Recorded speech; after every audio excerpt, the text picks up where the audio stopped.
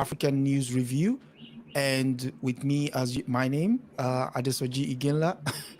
And with me, as usual, is our in-house analyst, an expert in itself, and an author, an explorer, a publisher, Black Star News. I give you none other than Comrade Milton Allimadi. Thank you, my brother, as always. And yes, this week has been very, very interesting, not the least on your side of the world, where the idea of fallen heroes have become a hot potato issue, in the sense that people are now using them for campaigning, and the pushback has been, let me say, less than cordial. And it makes sad and grim reading that this is what we've come down to. Particularly assessment on that. Yeah, of course, because first of all, this candidate, former President Trump, is a very nasty person. Remember what he said about the late Senator McCain. Yes. Obviously, McCain, a Republican senator, I didn't really share much or agree with many of his views. But at one time, he was a soldier in the U.S. Army. He fought in Vietnam. His plane was shot down. Yeah. He was captured. Yeah. He was tortured. Obviously, that was a war of imperialism. So, of course, I oppose that war in itself. But that's not what I'm discussing now. I'm discussing his humanity. The fact that he was captured and tortured. And then you have Trump. When Trump was running for the first time, said, oh, McCain is not his hero because his heroes are soldiers who are not captured. Captured, yes. Think about that. Yes. And now this same guy is posing for photographs at a national cemetery, mostly for soldiers, to use it for his campaign. Yeah, next to a headstone, which is... It does not get any more nasty than that. That's why I call him a nasty human being, you know. Well, coming back home, by that I mean going back to the continent. Yes. We've been in the news, and as usual with the Western slant. And so for our first story, we go to the Financial Times, which seems to have an issue with, kid you not, the so-called middle powers. Okay, so our first story comes from the Financial Times, and it's titled "The Middle Power Competition in Africa. The jostle for influence brings opportunity, but also scope for bad decisions." It's written by the editorial board. And so we take it this is the position of the mouthpiece for capital. Right. It starts, Africa has rarely been at the top of the world agenda. But in spite of its lack of obvious economic or strategic clout, many African nations are being courted by countries as varied as Turkey, Brazil, and Russia.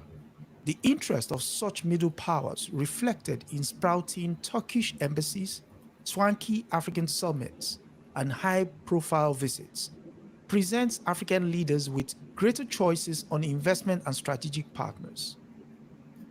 As a Financial Times series has reported, this pick and mix world creates opportunity that, if cleverly exploited, helps countries break free of poverty. This will strike better deals on vital infrastructural projects or insist that commodity deals be accompanied by domestic processing of raw materials. I'll stop there. Okay. Why do you think all of a sudden they're a bit interested in Africa's well-being? Okay. I mean the money of capital. Because if you follow that line there, they will strike better deal on vital infrastructural projects or insist that commodity deals be accompanied by domestic processing of raw materials. Right. So everything except the first sentence is actually correct. It's correct, but it's not complete. Okay. Africa has never been on top of the global agenda. That, of course, is a complete lie. Africa has always been number one. True. On the global agenda. And that is what led to enslavement of millions of Africa. Colonialism. That's what led for colonialism. And that's why neocolonialism persists. And that is why we still have institutions like the World Bank, IMF, and the World Trade Organization to keep Africa impoverished so that the former colonial powers, primarily Britain, France, Belgium, and the new global power, the United States, can continue to exploit Africa the way Africa has been exploited for centuries. So that is a complete lie. And of course, the first lie, followed by that it has lack of obvious economic clout, which, the irony is that the rest of the article goes on to contradict that second sentence. The rest of the article is spent on showing Africa's economic clout. Exactly. So, I don't know whether the editor slept upside down on his bed or her bed or hit their head when they woke up. I have no idea. Okay. Yeah. But I think the article actually, essentially, 90 or 95% of it is correct. It just leaves out one crucial element, which is industrialization. Industrialization is not going to be brought by trying to be clever, trying to get more for your raw materials, trying to get more of the processing of the materials done in African countries. Yep. Industrialization is a national concerted policy. And the Financial Times knows it. That's how Britain became industrialized, how the United States became industrialized. That's how the United States still maintains its advantage. On one side of the mouth, they talk about free trade. The other side, they talk about tariffs all the time. They're always on a tariff war, particularly with China, of course. China, yeah, because they don't so much mind Europeans benefiting and growing their economies. They're worried about China because Chinese are not Europeans. So the racism permeates. Yeah, it becomes paramount when dealing with China. When dealing in Africa, it's still a sense of paternalism because these countries remain small, divided, balkanized countries. They would take Africa very seriously if African countries started practicing what Nkrumah preached in neocolonialism, the last stage of imperialism. Yeah. Which, of course, could be a Bible on African liberation. Oh my God. There you go. It is the blueprint, in fact, that led to the formation of the African Free Trade Continental Agreement. If you read Nkrumah's book and you read the agreement, you'll see that, it's just an elaboration of Nkrumah's book. Yeah. There is also a part that stood out to me there, which is you could strike better deals on vital infrastructural projects and insist that commodity be accompanied by domestic processing of raw materials. Yes. When you speak of paternalism, I want to read from The Future That Works, selected writing by A.M. Badu. Yes. Yeah, Babu was another version of Walter Rodney, and of course, that's the reason why he wrote the postscript to Rodney's How Europe Underdeveloped Africa. Okay, so I'm taking a part from an open letter he wrote to Prime Minister Mugabe in the New African on May 2nd, 1980. He says, and I'll just read the poignant part here. The enemies of Africa are anxious to prove that every new African country is doomed to failure. To ensure this does not take place, they will want to entangle you deeply in their world system, so to destroy you. Proof? Look at what is happening in practically all sister countries: economic chaos, shortage of food, other basic necessities, corruption, and so on is the order of the day. You as a revolutionary will be a special target, particularly because of Zimbabwe's proximity to South Africa. And I'll end with the last bit here. Unlike many developing countries, you're taking over a country with considerable potential. Yes. Let me give you some comparable statistics. Kenya, a fairly prosperous, it puts prosperous in inverted commas, has double the population of Zimbabwe, 14 million to your 7 million as at then, and yet its gross national product is only 2.9 billion, compared to your 3.5 billion. That is the 1976 World Bank figures, or a percentage capital income of 220 to your $550. Incidentally, when the bourgeoisie took over France in 1792, the country per capita income was just over 500. Zimbabwe has a fairly solid industrial base, most of which was made possible thanks to the sanctions, which forced the country to look inward. It was what you might call a blessing in disguise. Looking back, one wishes the sanction had been imposed on all African countries soon after independence. I agree with that assessment totally, because it would have forced them to do exactly what he's saying, what the racist apartheid regime in what was then called Rhodesia had to do, which was to really look within itself to produce, which is what South Africa had done during the era of colonialism and then apartheid colonialism, which lasted until the first free election in 1994. You see? So I agree with that assessment totally. And actually, Mugabe actually listened to his advice for a long time, because part of the advice was that don't be too quick to nationalize the land. Do it gradually. Make sure that Africans gain incremental expertise. Then, of course, the money promised never came. And that's why, it's so funny, because Mugabe initially was criticized by revolutionaries as not going all the way, right? And then when he went radical and nationalized the land and took the land that had been stolen by the Europeans and gave it back to Africans, again, he was criticized for destroying, so he was in a no-win situation. And for those who want to know which book I quoted from, it's The Future That Works by A.M. Badu. And of course, Babu was a former minister in Tanzania, a minister of economic planning. Then had a falling out with Mwalimu Julius Nyerere. Because he was considered by the West to be too radical. In fact, they put pressure on Nyerere to get rid of Babu.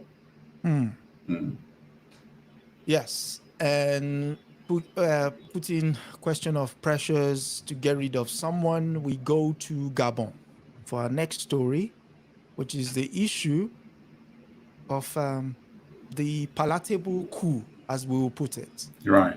Gabon moves towards, and this comes from the Deutsche Welle. This is the German outreach organization in Africa. Okay, so now that you have put it in that context, before you proceed. Yes. And I like that we are constantly critiquing the media of those that want to dominate Africa. At the same time, it would be good if we had a global African media that we could compare and say, look at how, global Africa covered the same news. And that is also in itself a sad statement. But until we have that, we will continue critiquing them without being able to compare them with how it's being covered elsewhere. Correct. Okay, so I go back.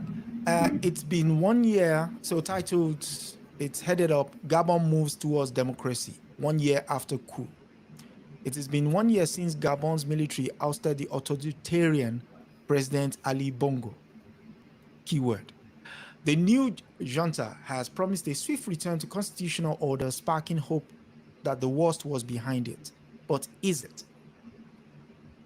Francophone Africa has experienced a series of coups since 2020, in Mali twice, followed by Guinea, Burkina Faso, Niger, and finally Gabon. The coups raised concern about the stability and democracy in the region. In an interview with Deutsche Welle, Ingo Badorek from the Konrad Adenauer Foundation, affiliated with the German opposition party, the Christian Democratic Union of Germany, explained that while in Mali, Burkina Faso, and Niger, duly elected presidents were ousted from power by power-hungry military leaders, taking advantage of a general sense of insecurity. The military government in Gabon appear to have ousted a autocratic despot. Let's hold on there first. That is a big lie.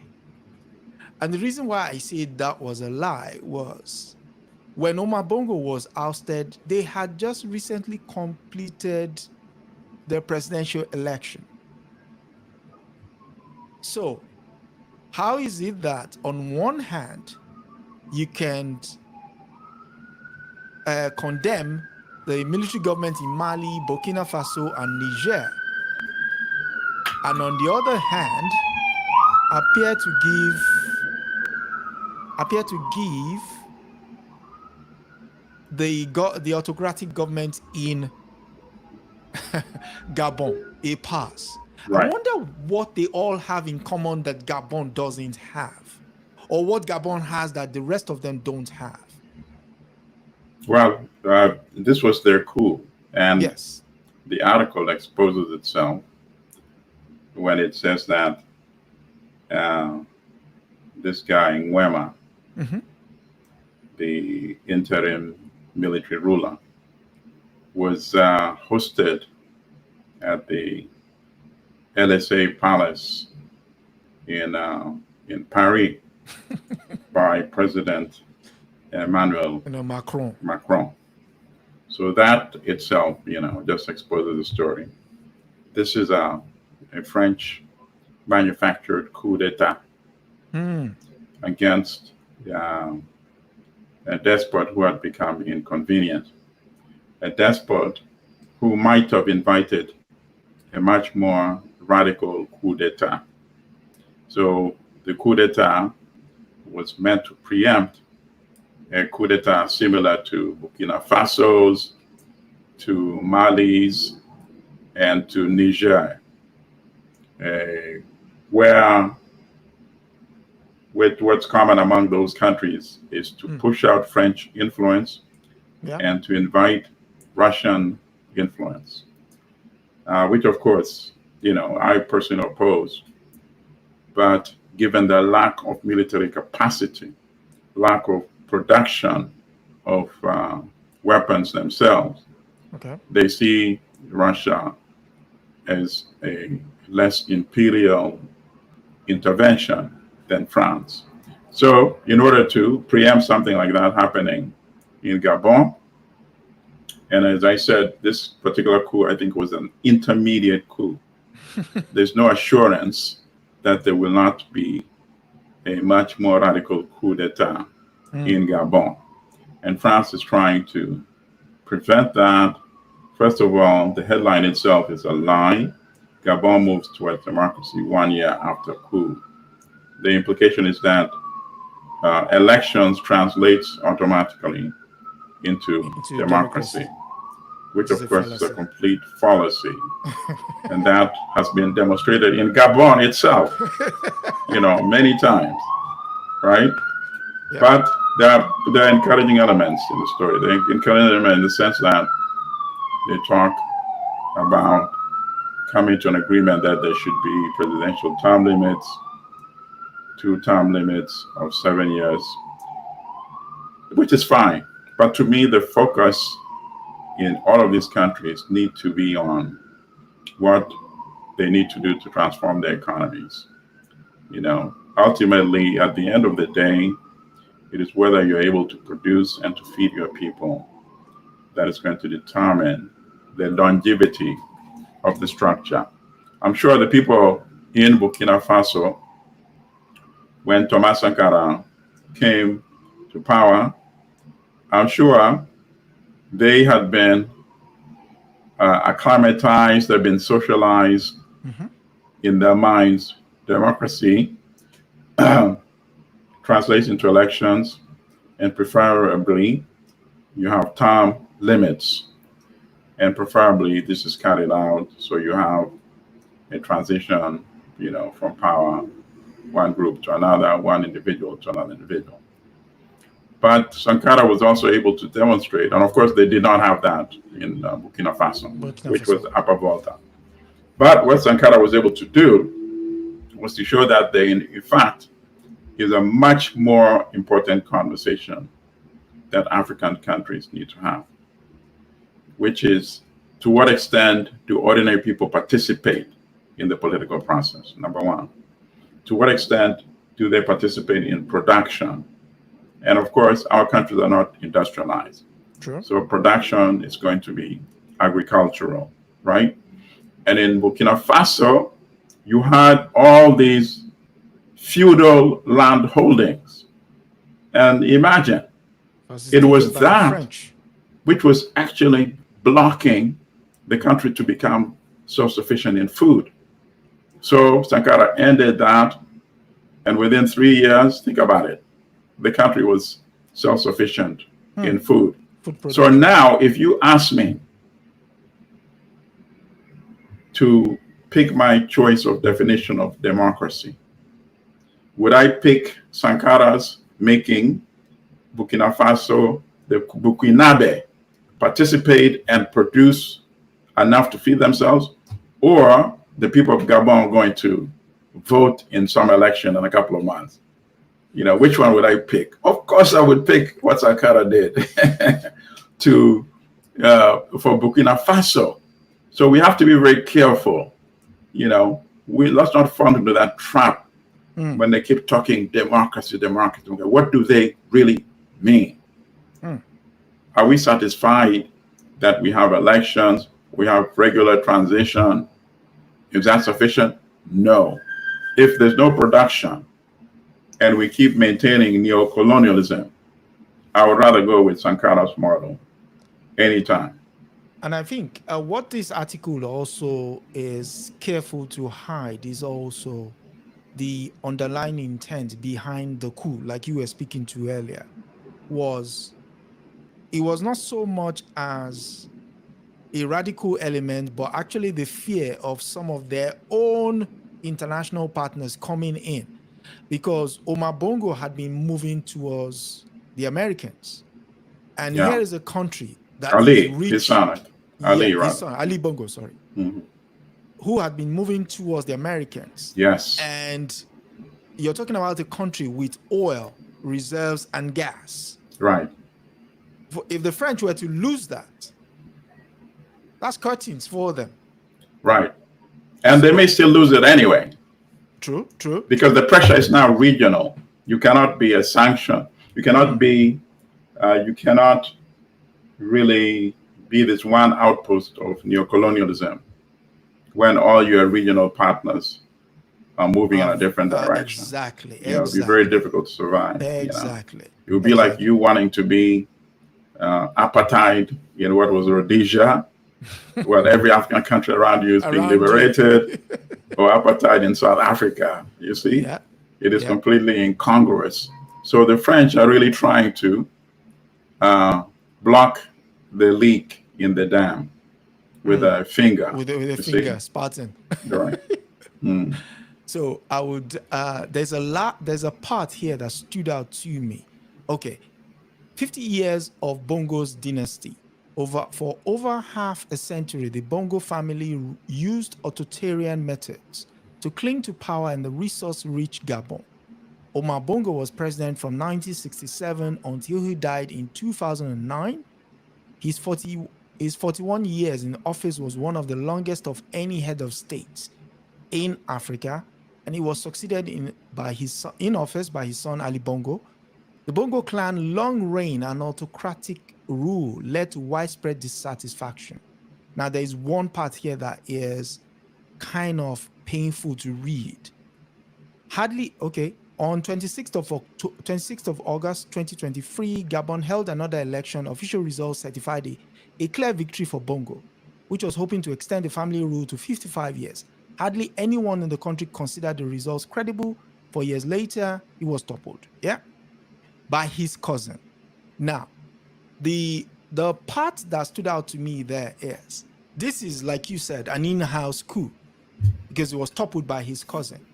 So what's to argue against the fact that it is the Bongo rule continued, but under a different franchise? Correct.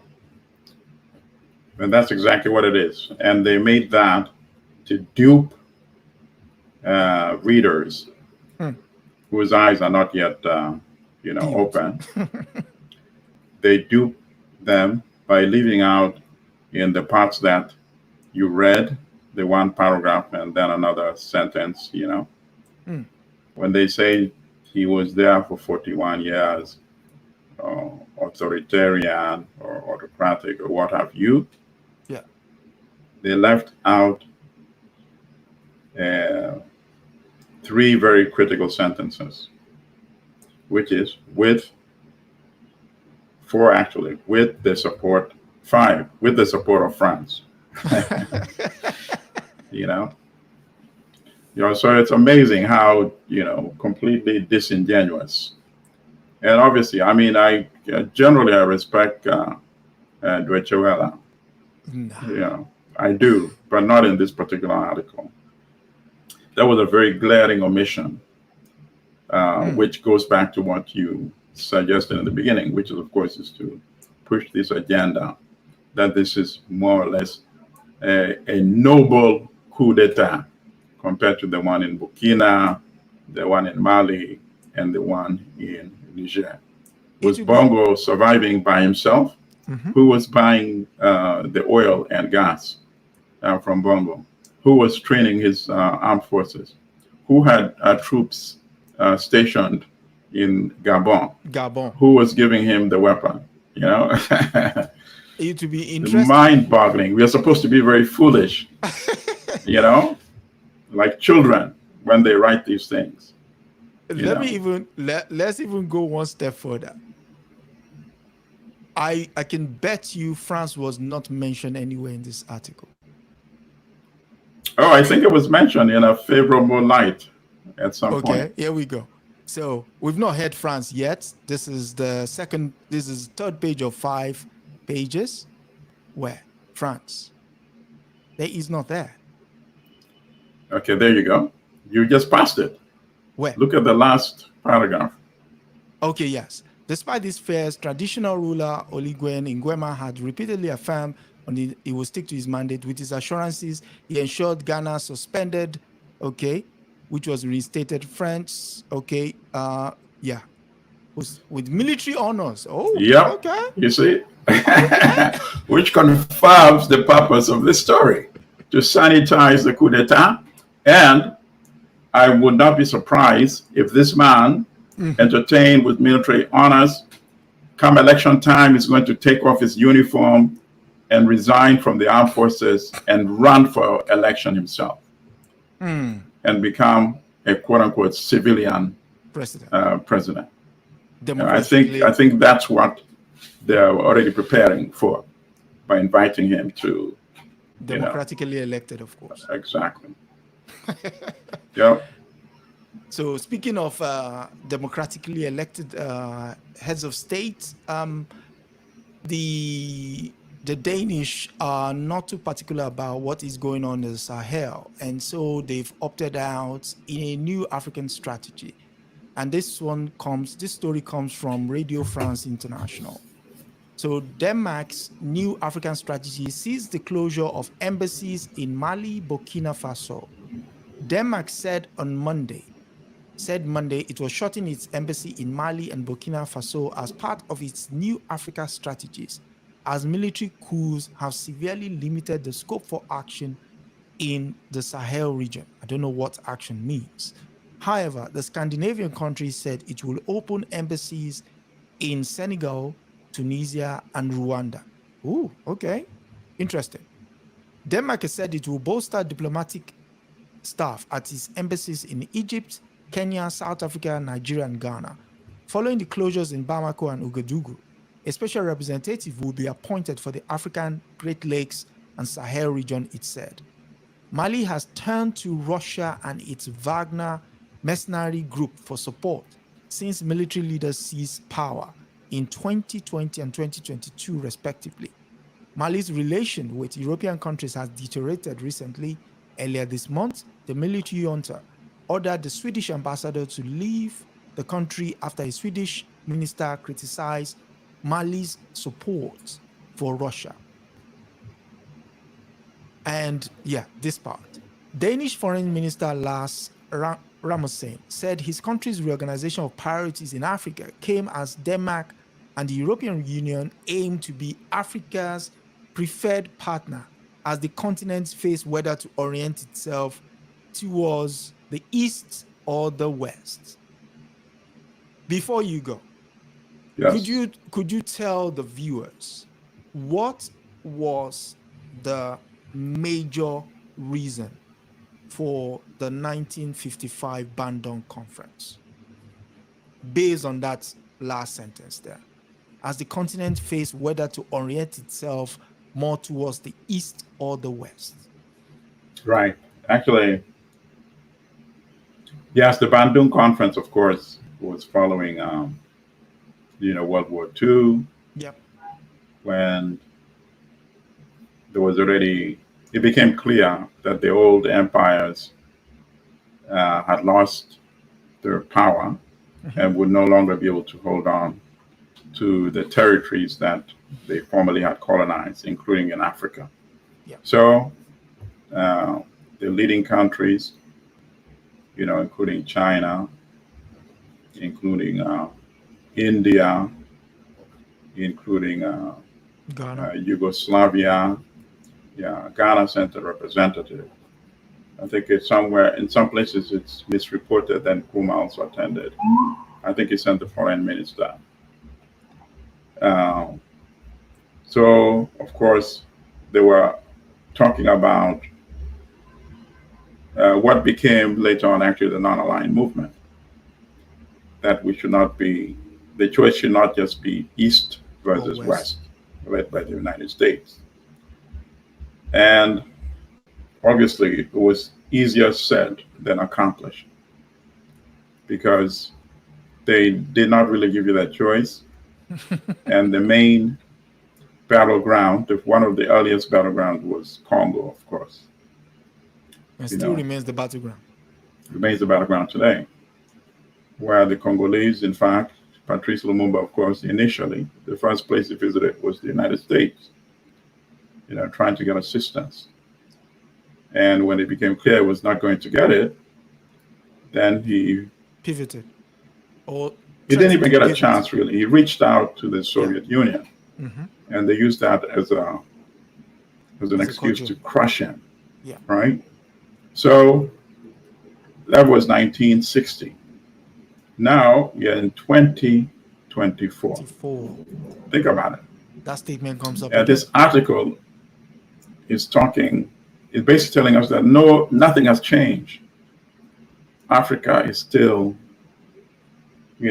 like a game preserve where you go hunting for game, for animals. And the hunters, either now, of course, it's not the Soviet Union, now it's Russia, but pretty much the same geographical demarcations, right? Yep. Which was the case in 1960. So that is very telling that after all these years of so-called independence, Africa is not yet able to determine its own destiny. And any African who tries to become active in determining the destiny of his country, like Thomas Sankara, is eliminated. In the case of Niger, Mali, and Burkina Faso, they're isolated, or they are subjected to critical media Yep. you know, and that is what's going on in this article. And it's sad because countries like Denmark in the past that had been not hostile toward African aspirations, Yeah, they supported did the not go liberation movement. Yeah. right hand lock and step with the United States. Yeah, and that seems to be what this article is declaring, that this is what Danish officials are saying. And also, the most insulting part is when it talks about the aid than Denmark. Because first of all, it's a country of 6 million people. Yeah. So population-wise, very negligible, insignificant. But it does have financial resources. GDP almost over 400 billion. So compared to, a country like, Mali, which is under 20 billion, you can see it has possibilities of really assisting. But assisting, to me, can only come in one form, which is, of course, what was mentioned in the Financial Times article, to process the materials in Africa. In other words, to industrialize. And none of them are considering something that they are actually all talking about perpetuating dependency. And that is what they call aid. And in the case of Denmark, the aid itself is so negligible, I don't even know why they deserve a whole article such as this. I think it's less than $200 million. $200 million. LeBron James could cut that check. That's what Denmark is giving to the entire continent, right? LeBron James the other day cut a check for $40 million for scholarships. And Denmark is boasting that, I think, for a population this year, 3 billion. It gave to Africa this year alone, as if it was so significant. I think it's something like $75 million. That's just mind-boggling. But at the same time, it shows how we are treated, you see? And unless you deserve to be respected, there's no reason why you should be respected. You earn it. China may be detested by the leadership in many Western countries. Of course. But China is respected. It is much more important to be respected and taken seriously when it comes to dealing with these Western countries than to be tolerated or, this condescending, paternalistic attitude. I mean, it is which they have toward Africa. It is paternalistic, like you said, that Denmark, of all the countries, all the Nordic countries, Denmark, Norway, and Sweden used to support all the liberation movements in the 70s and 80s. And to now, Denmark is part of NATO, yes. And now to start championing that same ideology. Yeah, same narrative, Yes, makes grim reading. When in fact, many of those countries were very proud of their independent policy when it came to dealing with the United States. You saw? Yep. But Africans do not deserve to have an independent policy. It's just mind-boggling. But understandable. At the end of the day, even the so-called ones who are friends of Africa, at the end of the day, they're also imperialistic, And it's not helped by the fact that the kind of leaders we have are not absolutely caught of the old As I said, you will be respected when you deserve to be respected. If we don't respect them, it will not be surprising that Denmark and these other countries will not respect them too. Well, speaking of respect, a debtor is not often respected. And so we go to the New York Times for our next, your paper of choice. We go to the New York Times for the next story, which reads, Africa's debt crisis has catastrophic implications for the world. The lead says crushing obligations to foreign creditors that have few precedents have sapped numerous African nations of growth and stoked instability. Written by Patricia Cohen. After a new tax increase incited weeks of deadly riots in Kenya earlier this summer, President William Ruto announced that he was reversing course. He abandoned the finance law he had proposed and then shook up his cabinet. Last week, the government reversed itself again. The newly appointed finance minister announced that some of those discarded tax increases would be reintroduced. The Ruto administration is desperately trying to raise revenue to pay off billions of dollars in public debt and avoid defaulting on its loans, even as critical public assistance and services are being cut. Governments throughout Africa are facing the same dilemma. The continent's foreign debt reached over 1.1 trillion at the end of last year. More than 24 countries have excessive debt or are at high risk of it, according to the African Development Bank Group, and roughly 900 million people live in countries that are spending more on interest payments than healthcare or education. Okay. Outside debt has a familiar problem in the developing world, but the current crisis is considered the worst yet because of the amount owed, as well as the huge increases in number and types of foreign creditors. And in Africa, a continent pulsating with potential and peril, debt overshadows nearly everything that happens. Okay, so a number of points, and not too many. The article, this part you read, is wordy. It's over wordy for what it's for what it's trying to say. Yeah. Number one, and this is where we need to read very carefully as African people. The headline makes some reference to Africa's debt crisis. There's no crisis in Africa about the debt situation. There's a bigger crisis, and I'll tell you what that crisis is. And we've been talking about it all along so far. How do you determine what is a crisis? If I tell you that, okay, my brother, I'm not going to eat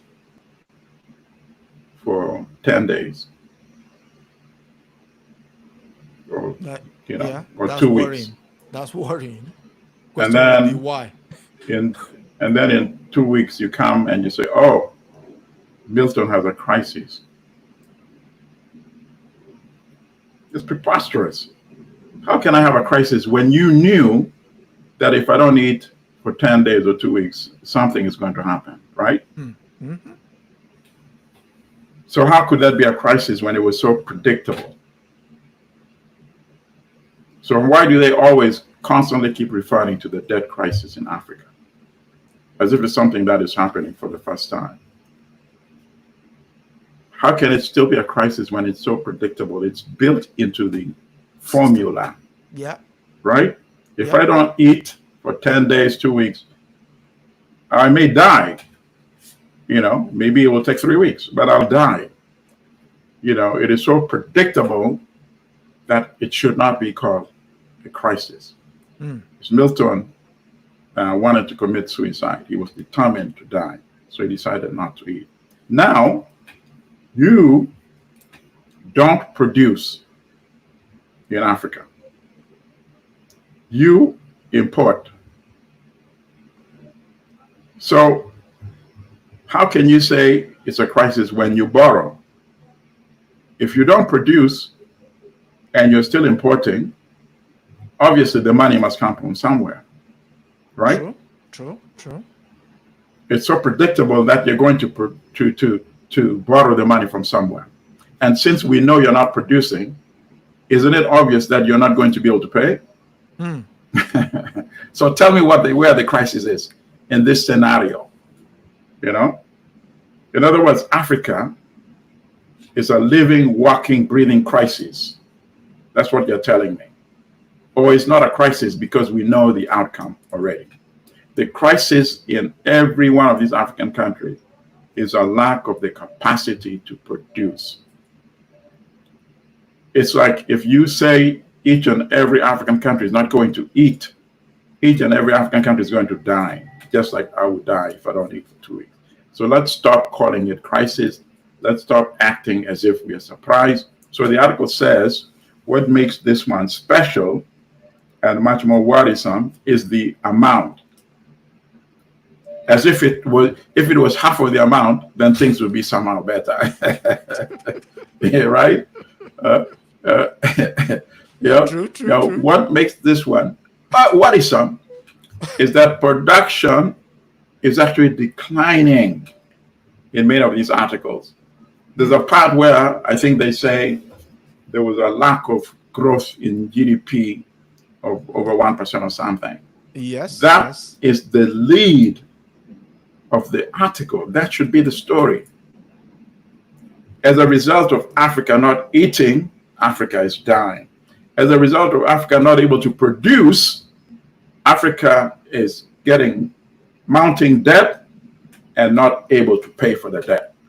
Instead, you make the debt the lead of the article, as if it's a behavioral problem, right? Like some sort of African psychosis. They have a tendency of not knowing how to manage borrowing and paying. How can you manage it any better than you're managing it without changing one part of the equation, which is to produce more, right? And import less, because you're producing the things you're importing computers. Yes, of course, you want to be up with the technology. You don't want your citizens to be left behind. You are importing smartphones, which pretty much every African now has. You're importing pharmaceuticals because you're not exploring and exploiting the traditional medicines that your ancestors have perfected over centuries. They knew which plants cured what and what and what. See? And yet you're still importing these pharmaceuticals in nice packages and all that. You're even importing those earpods that your young people love. You can't produce that, in Africa. That is the story that they should be doing, but they won't do, because if they did that story, they would have to address many issues. Why is Africa not producing? Because the World Bank is saying, if we give you money for this, you cannot use it for industrialization, right? No healthcare. In fact, let's forget about industrialization. Let's start with the basic. You're right. Healthcare, education. And you can't subsidize agriculture. Subsidize transport, which we know, in fact, let me give you an example that just hit me in a big way. As you know, I am now attending Howard, doing the PhD program in history. So I said, let me look at, in New York, I'm used to buying the Metro card, which allows me unlimited traveling for 1 week on the subway or on the bus, And here in New York, we complain because it's $32 per week. And I'm sure it's a lot more in the UK. In the UK, probably just 1 or 2 days, you spend $32. This is 1 week. You can travel. If I wanted, I can travel 10 times today on the subway. Go one road, get out, get in again, all day, just travel. And the bus. And that card, 1 week. Many people think, okay, it's high. I went to Washington, so I said, let me compare. In Washington, it's $72. So then I realized how New York must be subsidizing it substantially. And yet, the World Bank or IMF would not allow any African country to do things like that. In Nigeria, and they rolling back the subsidy on fuel? Yes, on fuel, yeah. See? These are the kind of things. And these are the kind of things that would have to be discussed in the article. And then you would then say, as a result of all these conditions imposed on Africa's economies, and because they can't produce, therefore, this mounting debt. You can't just start with, oh, this is the debt in Africa, and then never tell us Why? So the why, they said, is because now there are many sources of borrowing. Now China is a major player. Yep. I think it gives a statistic saying China, for new debt in Kenya, China accounts for 73% for borrowing. In Uganda, 72%. I think in Nigeria or some other country was 80-something%. Right? That is the problem. And you know why they're doing that, right? Yep. Because they were happy when the source of borrowing was from the West. Exactly. IMF, World Bank, and private Western banks. Paris Club, Chase, London Club, Citibank, all these big Barclays, Standard Bank, you know, because when you borrow, it means the lender is making money. Not doing it out of the goodness of their heart. Hold that thought. There is a part of that article that jumped out at me, and this was it. Bear me a second. It was something to do with a particular time in the last decade, which then, you know, jumped out like, okay, so what are you telling on yourself? Let me see. Where is it? There is, let me see. Hold on. There is, if I am not mistaken, it was somewhere. It was something to do with, let me see. Oh, okay. It was in my notes when I was reading it. That's where I made quick one. And in terms of what you mentioned already, yeah, that Kenya is reversing some of those rollbacks. Yeah. And you know, it's not just Kenya waking up one day. Kenya is under tremendous pressure from the creditors to live up to his responsibility. They're being told, how are you going to service the interest if you don't tax? Yeah.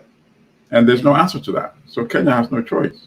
There is no amount of marching in the streets. You're going to have to pay this loan. This loan was taken out, and where is it? Let me see. Move by country to fight. Essentially, what that part was, it was following the 2010. What transpired in 2010? Loan sourcing was cheap, so they went out shopping to the African countries for them to take the loans. Right. What was funny about that timepiece was also that was the same time the US and the West have their financial crisis. So the money that was given to the banks was thrown towards those loans. Those loans essentially was a way of pulling in resources from the likes of Africa and Asia in order for them to balance the books. Once those books were paid off to the government, because you had to ask the question, how come they got all these loans and they were able to pay them back so quickly? Only to now find that these loans are actually the private loans that are being given out to, what's it called? They're given out to the African countries that they now want back. So it's not so much as country loan, country to country, but it's actually just financial institutions like the likes of the Paris Club, the London Club, that are actually financing these loans. And sometimes some of these big banks are actually the faces of those loans. And no, they have no choice, because that's how banks make money. People tend to forget that banks have to lend in order to make money. Number one. Number two, banks really don't want you to pay the loans back. Banks want you to service the interest. If the loans can be perpetual, that's exactly what banks want. I can't make money if I lend you money and then you pay me back next week. What is that? You know, I give you $100. You know, next week you say, you know what? I'm paying you. In fact, I'm giving you $150 back. That's nothing.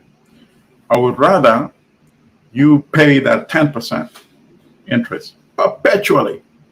So my $100 In the end, I get up getting $1,000 from you for my $100, or even $10,000. That's the situation that persists in many African countries. Why was Sankara killed? Sankara was killed for two reasons. One, his suggestion, which of course they could not meet, was that if we can, let's go to Washington, to the World Bank, and pay off all the money that we borrowed, that we owe. First of all, those institutions would not like that, because that would just kill their model of how to, as I said, banks make money by you serving the interest. And then number two, which was of course much more lethal and drastic, was the suggestion that we renounce the debt and collectively not pay. That cannot happen because you would collapse many banking institutions. And obviously, if you took that, first of all, if you take that position, you would be able to negotiate strong terms that would actually benefit you in the long run. So we started off with the article which said they should negotiate better conditions, have raw materials processed within their African countries. We started off with that article from I think it was Financial Times. Financial Times, yeah. Okay.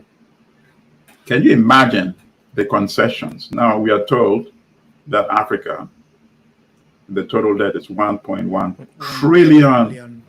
Okay.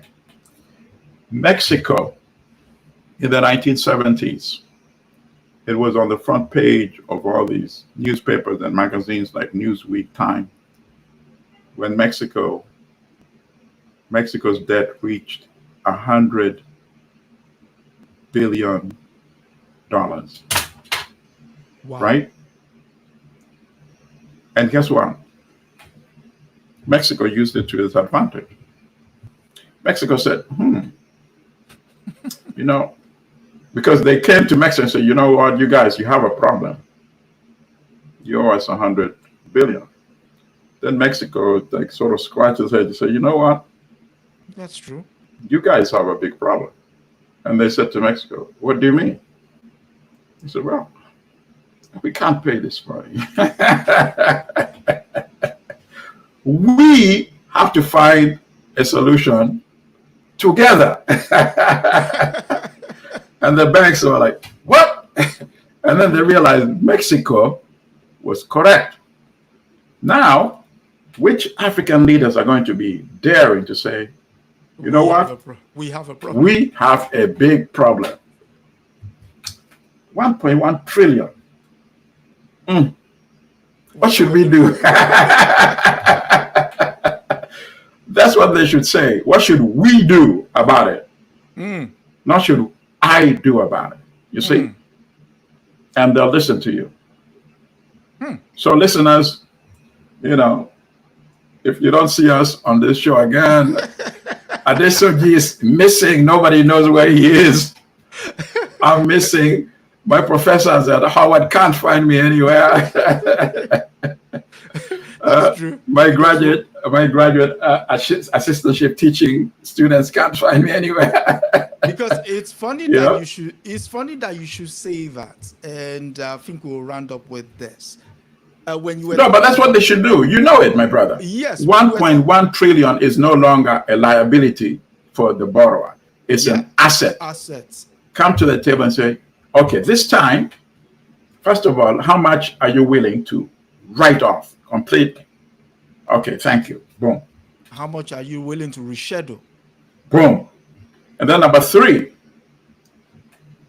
how much of my plan for industrialization are you willing to support with new money so that in 5 years' time, this is my level of industrialization? You can't be a country and your level of industrialization is 1% or 2%. No, I want to be 20% by this year, 25% by this year, industrialized, you see? Those are the things that African finance ministers need to be negotiated. And of course, they can only do that by getting authorization from their president. And sadly, it comes at a tremendous cost, as Thomas Sankara proved. Even before Thomas Sankara, there was a gentleman who wrote a book. Absolutely. Okay. So read the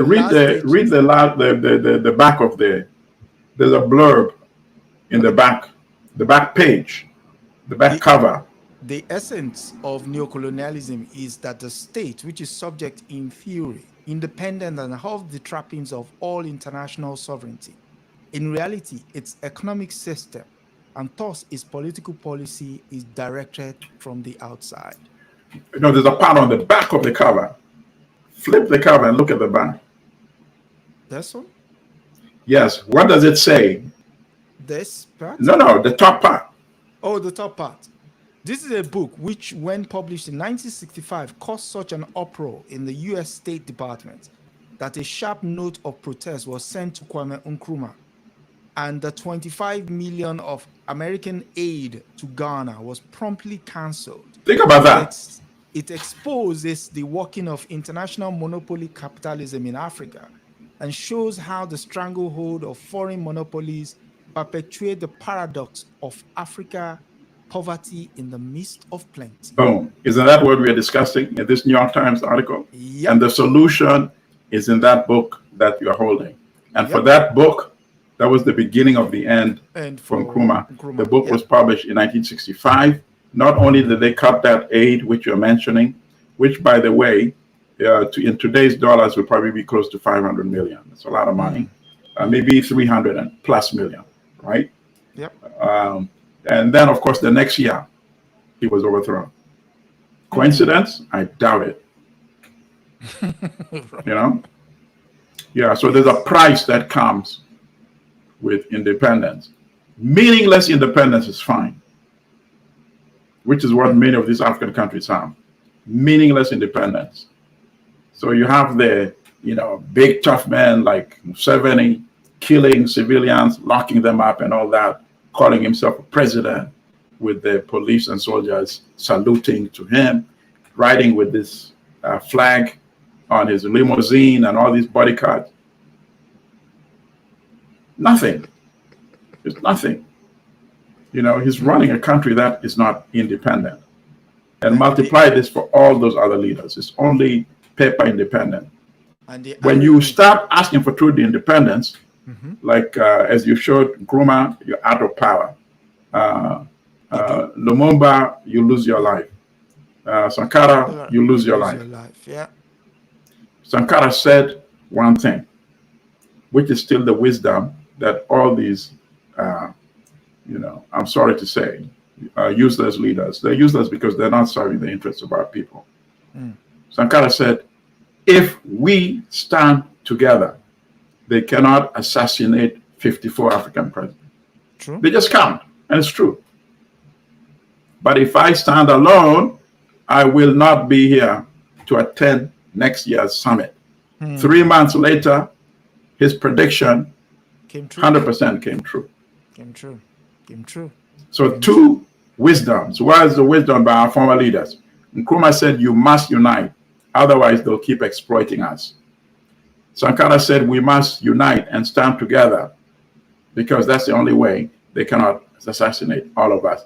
So they were saying the same things in a different way, you see? Wow. So, yes, we'll continue to do this. And if you want to support us, share, like, subscribe. You can also listen to the audio version of this podcast on all major podcast platforms. And again, we'll continue to say thank you to Comrade Allimadi for coming in and doing what you do. Thank you. Aluta continua. Victory Aseta. And it is from Brother Milton. Any final thoughts? See you next week, my people. See you next week. And from me as well, it's see you next week, and have a lovely rest of the weekend. And until next week, it's goodbye.